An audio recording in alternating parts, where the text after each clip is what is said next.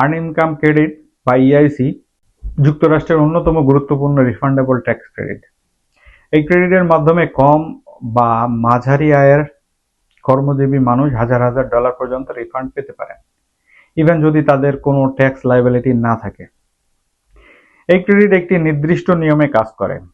আপনার ইনকাম বাড়ার সাথে সাথে ক্রেডিট প্রথমে বাড়ে, তারপর একটি পর্যায়ে গিয়ে সর্বোচ্চ হয় এবং এরপর ইনকাম বেশি হলে ধীরে ধীরে কমতে থাকে। তাই সঠিক ইনকাম রেঞ্জ জানা খুবই গুরুত্বপূর্ণ। 2025 ট্যাক্স বছরের জন্য সর্বোচ্চ আর্ন ইনকাম ক্রেডিট হলো কোনো সন্তান না থাকলে 650, একজন সন্তানের জন্য 4328, দুইজন সন্তানের জন্য 7152, তিনজন বা তার বেশি সন্তানের জন্য 8046। এবং সবচেয়ে গুরুত্বপূর্ণ বিষয় হলো কোন ইনকাম পর্যন্ত গেলে আপনি পুরো ইআইসি পাবেন। সিঙ্গেল বা head of the household ফাইলারের ক্ষেত্রে কোনো সন্তান না থাকলে 8490 পর্যন্ত ইনকাম হলে ম্যাক্সিমাম ক্রেডিট পাওয়া যায়।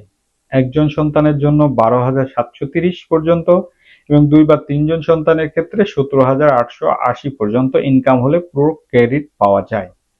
ম্যারিড ফাইল জয়েন্টলি এর ক্ষেত্রে এই ইনকাম লিমিট একই থাকে, অর্থাৎ 8490, 12330 বা 17880 পর্যন্ত হলে ম্যাক্সিমাম ক্রেডিট পাওয়া যায়।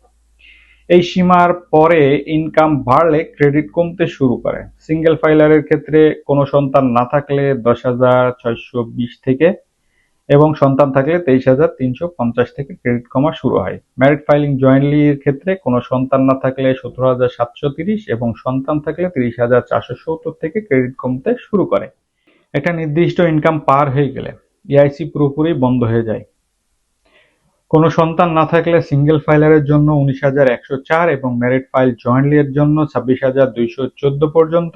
একজন সন্তানের ক্ষেত্রে 50,434 এবং 57,554, দুইজন সন্তানের ক্ষেত্রে 57,310 এবং 64,430, আর 3 বা তার বেশি সন্তানের ক্ষেত্রে 61,555 এবং 68,675 পর্যন্ত ইনকাম হলে আর ইআইসি পাওয়া যায় না।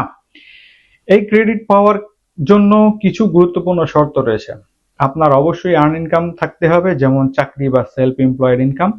আপনার সোশ্যাল সিকিউরিটি নাম্বার থাকতে হবে এবং সাধারণভাবে মেরিট ফাইলিং সেপারেটলি হিসেবে ফাইল করলে এই ক্রেডিট পাওয়া যায় না।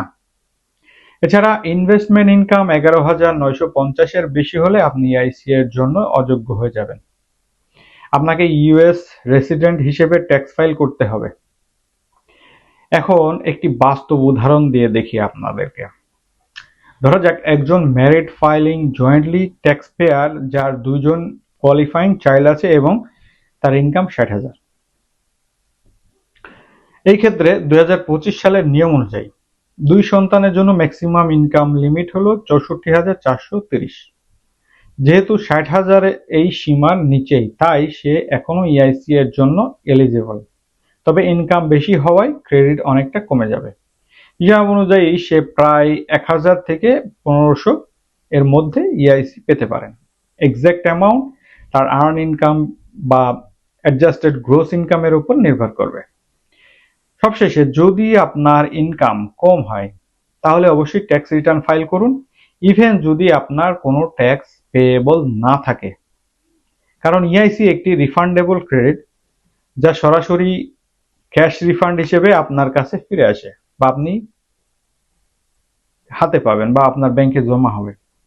সঠিকভাবে ফাইল করলে এই একটি ক্রেডিটই আপনার জন্য হতে পারে বছরের সবচেয়ে বড় ফাইন্যান্সিয়াল সাপোর্ট।